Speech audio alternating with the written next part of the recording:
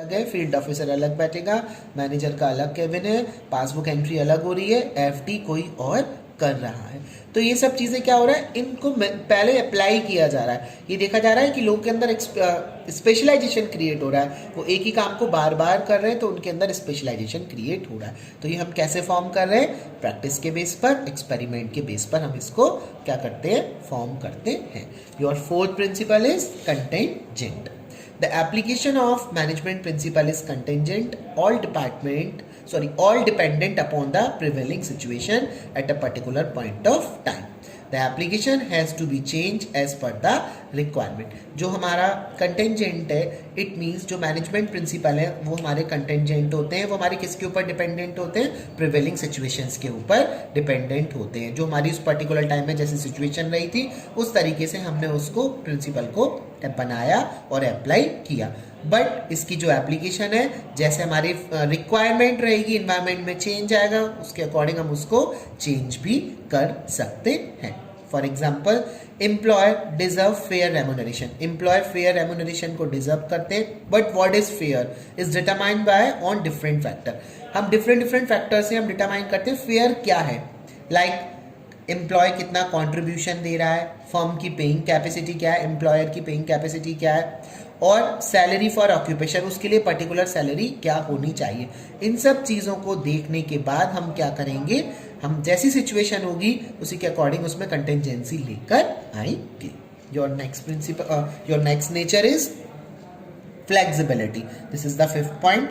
Management principle can be applied differently under different condition. Some change can be applied according to requirement of the company. Flexibility क्या है? That is not rigid. ये rigid नहीं है, जैसे एक बार बन गए हम उनको absolutely उसी तरीके से अप्लाई नहीं करेंगे। मैनेजमेंट प्रिंसिपल अप्लाई किए जाते हैं डिफरेंट कंडीशन में, और इनमें चेंजेस लेकर आना होता है जैसी कंपनी की रिक्वायरमेंट होती है। For example, the authority and responsibility going to be centralized and decentralized according to the situation that create flexibility. अब authority and responsibility हमें प्रोवाइड करानी है। authority responsibility कैसे डिवाइड करनी है, सेंट्रलाइजेशन के टाइम पर या डिसेंट्रलाइजेशन के टाइम पर, ये किसके ऊपर डिपेंड करता है, ये हमारी सिचुएशन के ऊपर डिपेंड करता है। अगर सेंट्रलाइज होगा तो हमें वहाँ पे अथॉरिटी रिस्पॉन्सिबिलिटी फ्यू हैंड्स में रहती है। अगर हमारा डिसेंट्रलाइज हो जाएगा ऑर्गेनाइजेशन तो उस रिस्पॉन्सिबिलिटी एंड अथॉरिटी को हमें डिफरेंट डिपार्टमेंट में डिवाइड करना पड़ेगा। So your next nature is mainly behavioural. They are mainly behavioural in nature. ये आपके बिहेवियरल इन नेचर होते हैं। इनका मेन एम होता है कि हमारे ह्यूमन नीड्स के जैसा उसका बिहेवियर है, जैसे हमारी ह्यूमन नीड्स है उसके अकॉर्डिंग, उनके बिहेवियर के अकॉर्डिंग उसको इन्फ्लुएंस करना। They also establish relations between the human and material resource. Some material resource is also available there.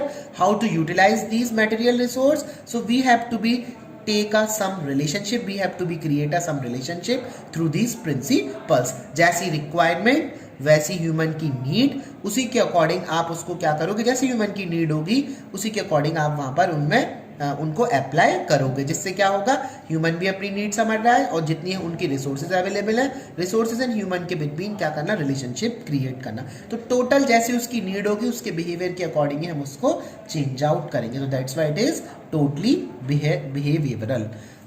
Next, इसी में एग्जाम्पल के थ्रू अगर हम बात करें तो spread the corps, mould the behaviour of employ towards the team spirit. ये आपका एक 14 प्रिंसिपल है, फेयोल ने प्रोवाइड कराया है, इसको हम बाद में डिस्कस करेंगे, पर इन शॉर्ट मैं आपको यहाँ पे बता रहा हूँ कि यहाँ पर जो एक टीम स्पिरिट की कंडीशन क्रिएट की जाती है, हम आई से वी की कंडीशन में चेंज करते हैं। मैं नहीं हूँ ऑर्गेनाइजेशन में, हम की फीलिंग आनी चाहिए। जब तक हम की वी की फीलिंग नहीं आएगी तब तक हम टीम स्पिरिट को अप्लाई नहीं कर पाएंगे। तो वहाँ पे हम पीपल की नीड को समझेंगे, ऑर्गेनाइजेशन पीपल की नीड को समझेगा और उसी के अकॉर्डिंग वो चीज़ों को प्रोवाइड कराना स्टार्ट करेगा। तो ये किसके ऊपर डिपेंड कर रहा है, पीपल की नीड के ऊपर डिपेंड कर रहा है। जैसे उसकी नीड होगी उसी के अकॉर्डिंग हम बिहेवियर वहाँ पर लेकर आएंगे। तो that is totally mainly behavioural. Last feature is causes and effect relationship. ये जो प्रिंसिपल्स है, ये this principle tells the manager if particular principle is applied in a particular situation what will be its effect.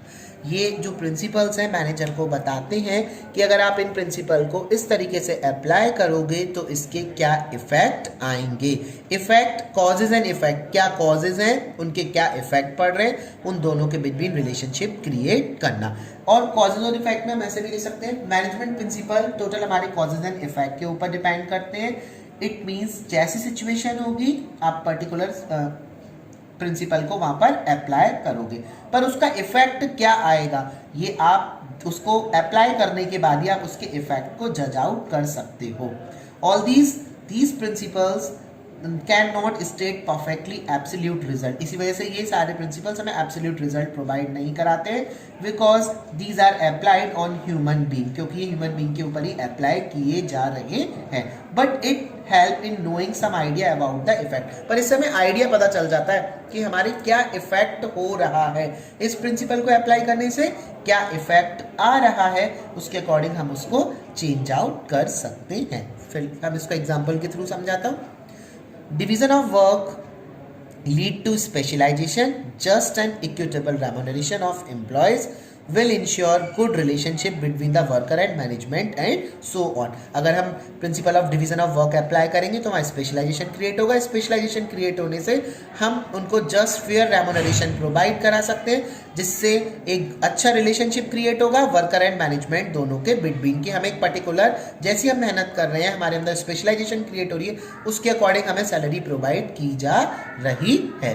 That's the causes and effect relationship. क्या causes रहेंगे, उसका क्या effect होगा, उसको पहले अप्लाई करो, उसके कॉजेज देखो, उसके क्या इफेक्ट रहेंगे, तब हम उस प्रिंसिपल को अप्लाई करेंगे। That's all. Thank you.